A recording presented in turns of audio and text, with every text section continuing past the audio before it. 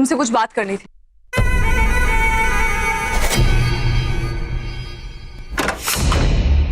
वो लड़की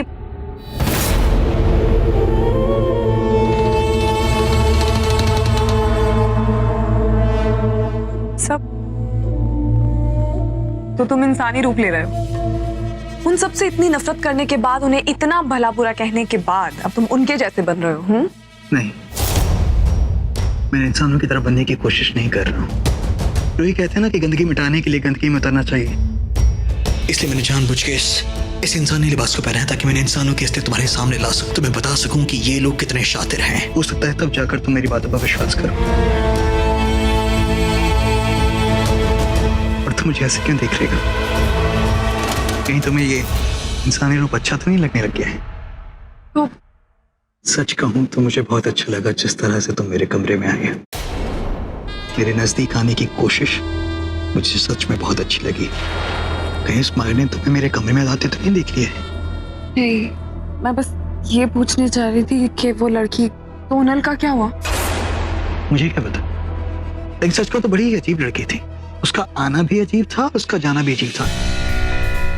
देखो रूही, मैं इसलिए कहता हूँ कि इन इंसानों पर भरोसा नहीं किया जा सकता है। ये सब कुछ किसी ना किसी मकसद से करते हैं और इनका सबसे बड़ा मकसद है हमें नुकसान पहुंचाना। तुम ये बात मानती हो ना? क्या कर रही है बेला? ये तो उसका दायां हाथ है, वो निशान बाएं हाथ में ढूंढना है। रूही, हाँ, क्या हुआ? तुमने जिस तरह से मेरा हाथ पकड़ा हुआ है, कहीं मैं कुछ गलत ना समझ बैठूं। नहीं, तुम बहुत परेशान लग रहे थे तो मैंने सोचा मैं तुम्हें बता दूं कि मैं तुम्हारे साथ हूँ। तुम मेरे हाथों को क्यों देख रही हो? मेरी आंखों में देखो, मेरी और देखो। नहीं, मेरा वो मतलब नहीं था। जानता हूं मैं, लेकिन शायद तुम नहीं जानती हो कि तुम्हें झूठ बोलना नहीं आता। क्या? और मुझे सच सच बताओ कि तुम मेरे हाथों में क्या देख रही थी?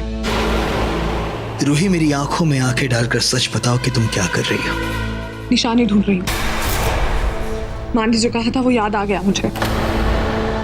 उन्होंने कहा था हाथ पे कोई निशान होगा, उसी को ढूंढना है। और मैं तब से बहुत परेशान हूँ विक्रांत, इसलिए। ओह, उस बुढ़िया नागरानी माँ ने जिस परीक्षा की बात की थी, मेरी वो निशानी बता दी उसने वो रूही को। फिर तो मैं बाल बाल बच गया आज।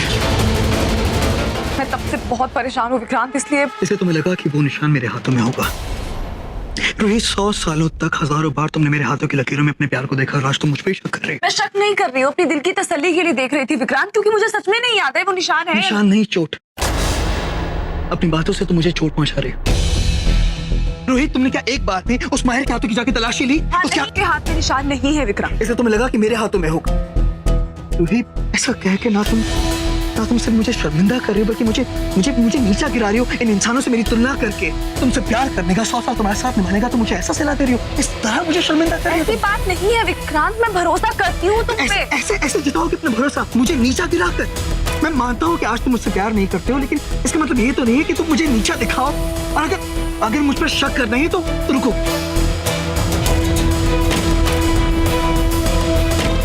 एक काम करो रोहित, इन तस्वीरों में सबसे पहले मेरी तस्वीर लगा दो अपने दुश्मनों के सामने, और मुझे बना दो अपना दुश्मन और मार दो मुझे जान से, क्योंकि अपनी बातों से तो तुम मुझे मार ही दे रही हो ना।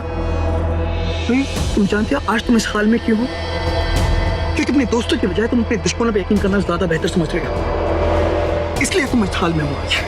मेरी बात सुनो विक्रांत। विक्रांत,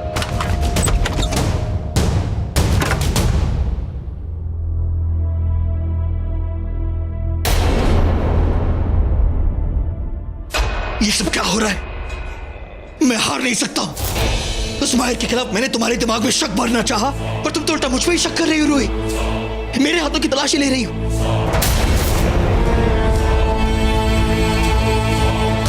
इससे ये बात तो साफ है कि तुम इस निशानी वाली बात को जानती थी और जानबूझ के तुमने इस बात को मुझसे छुपाया है। मतलब ना सिर्फ तुम उस माहिर से मुझसे ज्यादा प्यार करती हो, बल्कि उस पर मुझसे ज्यादा भरोसा भी करती हो। क्यों रोही, क्यों कर रही हो तुम मेरे साथ ऐसा? रूही, तुम मेरे अलावा किसी और से प्यार कैसे कर सकती हो? तुम सिर्फ मेरी हो रूही, सिर्फ मेरी। रूही, मैं तुम्हें छिनने नहीं दूंगा।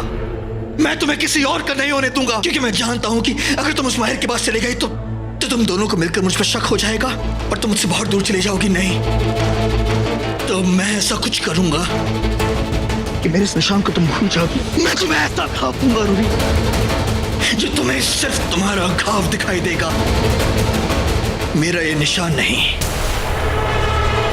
एक ऐसा जाल बुनूंगा जिसमें तुम उलझती चली जाओगी, और उलझने के बाद तुम दोष सिर्फ और सिर्फ उस माहिर को दोगी। तुम उससे अपना दुश्मन समझोगी, उस माहिर को।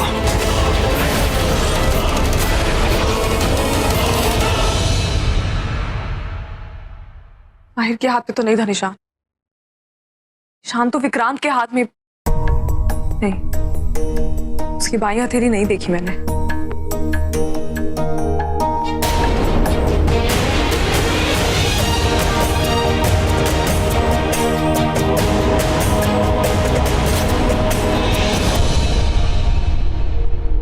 वो इतना नाराज है कि दोबारा से उसको हाथ दिखाने के लिए कहूंगी तो किसी की मदद मिल जाए ना। इश्क कहाँ है?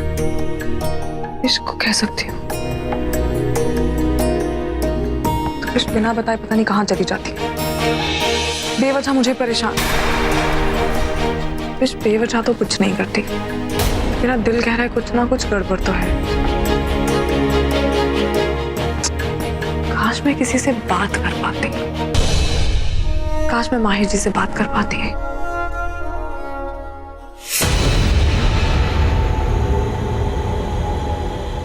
मैंने वहां किसी को देखा तो नहीं, बट किसी औरत की आवाज सुनी। वो बोल रही थी बेला और माहिर को अलग करने का ये उसका पहला कदम है।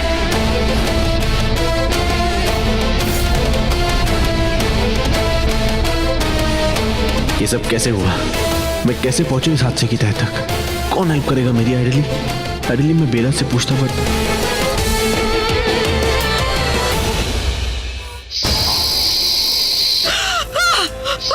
हटो, मेरे पास मत आना, हटो। हे भोलेनाथ, मेरी मदद कीजिए भगवान, मुझे नेवलों से बचाइए प्रभु।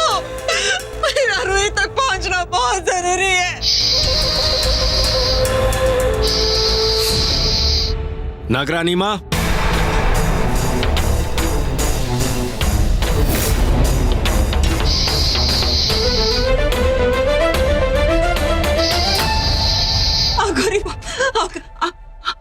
आप यहाँ बाबा? बाबा मैं जानती हूँ कि मैंने आपकी बात नहीं मानी, लेकिन बाबा मुझे नहीं पता था कि वो मेरे दुश्मन मेरा ये हाल करेंगे। बाबा मुझे नहीं पता। मैंने आपको आगाह किया था नागरानी माँ कि आप उस सुरक्षा कक्ष से बाहर मत आइएगा, आपकी जान को खतरा हो सकता है। अब देखिए ना, उन दुश्मनों को पता चल गया है कि आप जिंदा हैं। मुझे मेरी जान की परवाह नहीं है बाबा, मुझे मेरी बच्ची को बचाना है बाबा। मेरी बच्ची की जान खतरे में है बाबा, वो दुश्मनों से घिरी हुई है बाबा, मुझे उसे बचाना है बाबा। मैं रूही के सामने जाके उसे सब कुछ बता दूंगी। अब बस मेरी मदद कीजिए बाबा, ये खोल दीजिए, आप मुझे जाने दीजिए बाबा। पर नागरानी माँ, ऐसा करना आपके लिए जानलेवा हो सकता है, मैं आपको पहले भी बता चुका हूँ। मुझे अपनी परवाह नहीं है बाबा, मैंने कहा ना आपसे कि मुझे अपनी जान की परवाह नहीं है, नहीं है मुझे अपनी फिक्र, मुझे अपनी बच्ची को बचाना है बाबा। आप बस मुझे यहाँ से बाहर निकालिए, ये मेरा आदेश है आपसे।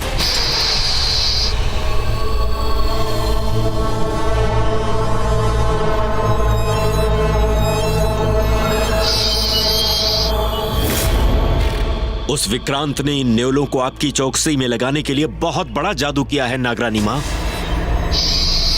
फिर भी मैं इन पर काबू पाने का पूरा प्रयास करता हूं। आप यहीं रहिए, हिलिए मत, मैं इन्हें संभालता हूं।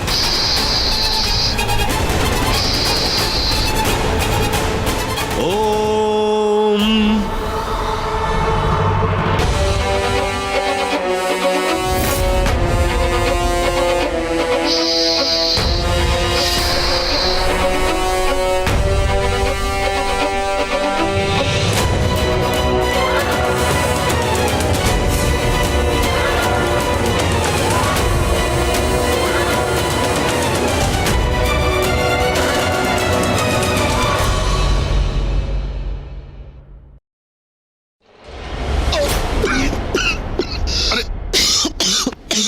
भाई, ऐसा ना हो आपका दम मैं यही निकाल दूं।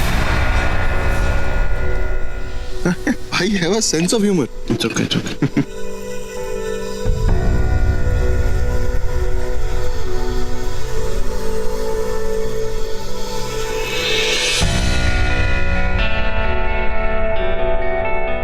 यूवी क्या कर रहे हैं? आओ ना भाई.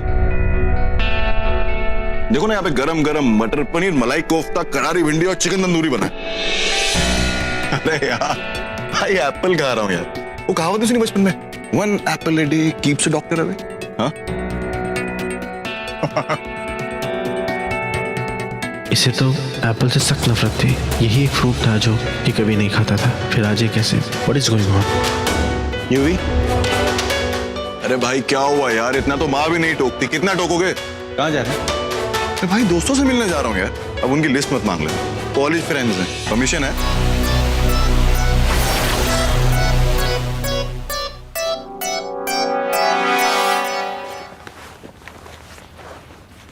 नागरानी, बाबा आप यहाँ? क्या हुआ? सब ठीक है ना?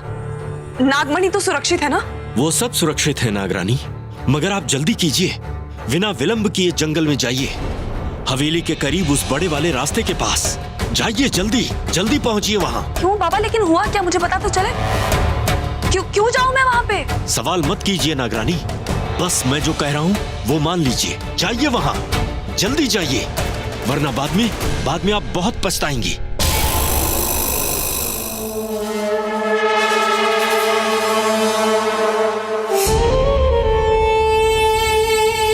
उठिए सासू माँ, खाना लेकर आया हूं. आपको भूखा नहीं मरने दूंगा.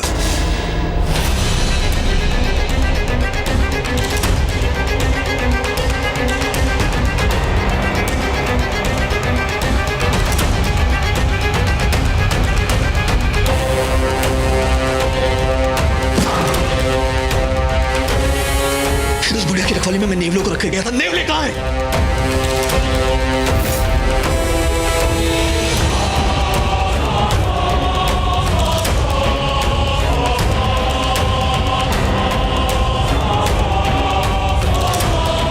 सबको धोखा देकर भाग गई है वो. लेकिन ये काम वो अकेले नहीं कर सकती. जरूर कोई है जो बार बार उसकी मदद कर रहा है, जो बार बार उसे बचा रहा है. मैं उसे भी जिंदा नहीं छोड़ूंगा. फिलहाल मुझे इस बुढ़िया नागरानी माँ को ढूंढना है, और मैं ये अच्छी तरह जानता हूं कि वो किसके पास जाएगी. क्या? हाँ नागरानी, आपकी माँ आपसे मिलना चाहती है. हाँ बाबा, वो मेरे सपनों में भी आई थी, मुझे आगाह करने के लिए. वो स्वप्न लोक के रास्ते आपसे मिलने आई थी. और आपको पता है, मैंने ये बात विक्रांत को भी बताई, लेकिन विक्रांत ने मेरी बात मानी नहीं, क्योंकि उसने कहा कि स्वप्न लोक से सिर्फ वही नाग और नागिन आ सकते हैं जो जिंदा हो. हाँ, आपकी माँ नागरानी माँ अभी जिंदा है.